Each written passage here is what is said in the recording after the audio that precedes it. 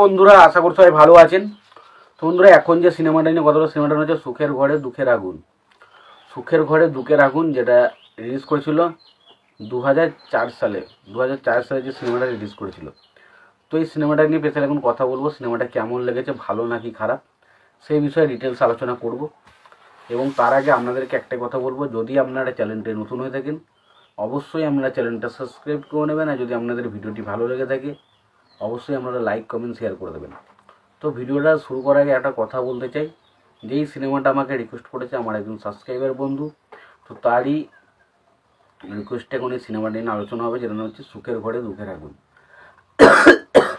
তো লাগলো কেমন সিনেমাটা? দেখুন, আমাকে যদি অনেস্টির সাথে কথাটা বলতে হয়, আমি বলবো সিনেমাটা আমার কাছে ডিসেন্ট লেগেছে।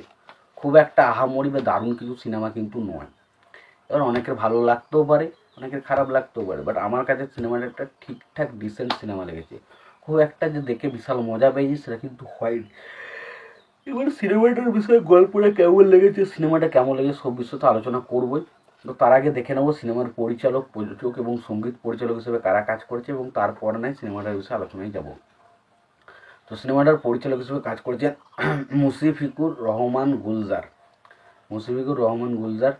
ছবিটার গল্পের কাজ করেছেন হচ্ছে মুশফিকুর রহমান গুলজার, এবং ছবিটার চিত্রনাট্যের কাজ করেছেন মুশফিকুর রহমান গুলজার, এবং ছবিটার সংলাপের কাজ করেছেন মুশফিকুর রহমান গুলজার। ছবিটার প্রযোজক হিসেবে কাজ করেছেন মামি ফিল্ম অ্যাওয়ার্ডস। ছবিটার সঙ্গীত পরিচালক হিসেবে কাজ করেছেন আহমেদ ইমতিয়াজ বুলবুল। ছবিটার সিনেমা ফটোগ্রাফার হিসেবে কাজ করেছেন মুজিবুর রহমান দুলু, এবং ছবিতে অভিনয় করেছেন ইলিয়াস কাঞ্চন, পারভিন সুলতানা দিতি, মৌসুমি আলমগীর, দলুই, কাজী হায়াত, তারপরে শান্ত ইসলাম, গোলাম মুস্তফা, তারপর সায়েদ হাসান, তারপরে খালিল, শর্মিলা আহমেদ, নান্টুরাজ, তুষার, মর্জিনা নাসরিন, রাশেদা রাজীব, নাসির খান, সেটা সবাই ছবিতে অভিনয় করেন। ছবির গল্পটাই ছোট্ট করে বলি।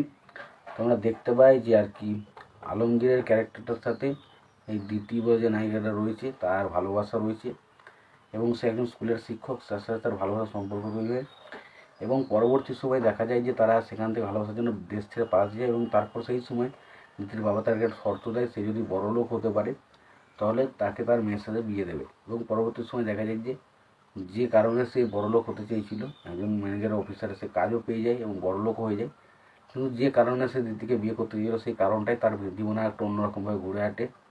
তার জীবনে এমন একটা জায়গা আসে যে সে তার বউয়ের তাকে এমন একটা কিছু করতে হয় যে তাকে তার বউকে ছেড়ে দিতে হয়, এরকম একটা বিষয় চলে আসে। এবং তার পরবর্তী সময় আমরা দেখতে পাই যে বিভিন্ন রকমের কেস ঘটতে থাকে, এবং লাস্টে ইলিয়াস কাঞ্চন ও মৌসুমীকে ভালোবাসে, বাট তার বাড়ির লোক মেনে নেয় না, তার কারণ মৌসুমীর মধ্যে একটা রোগ ছিল, এবং পরবর্তী সময় সে মারা যায়।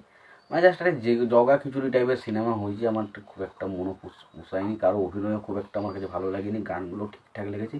তোমাদের কেমন লেগেছে সিনেমাটা জানিও। ভিডিওটি ভালো লেগে থাকলে লাইক কমেন্ট শেয়ার করে দিও। চ্যানেলটা নতুন হয়ে থাকলে অবশ্যই তোমরা চ্যানেলটা সাবস্ক্রাইব করে নিয়ে পাশে বেল আইকনটা অবশ্যই প্রেস করে দিও। ভালো থেকো, সুস্থ থেকো, দেখাচ্ছি পরবর্তীতে।